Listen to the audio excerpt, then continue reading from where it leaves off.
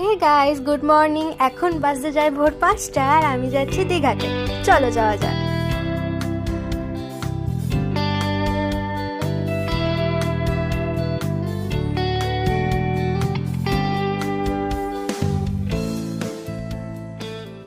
তো বাসে ওঠার পরেই আমি ঘুমিয়ে পড়েছিলাম, আর ঘুম থেকে উঠে আমার প্রচুর জোর খিদে পেয়ে গেছিলো, যার জন্য আমি ট্রিটের একটা ওয়েফার খাচ্ছিলাম। এটা খেতে খুবই বাজে ছিল। তারপর বাস গিয়ে কোলাঘাটে থামলো, ওখান থেকে আমি শুধু কফি খেয়েছিলাম, আর কিছু আমার খেতে ইচ্ছে করছিল না।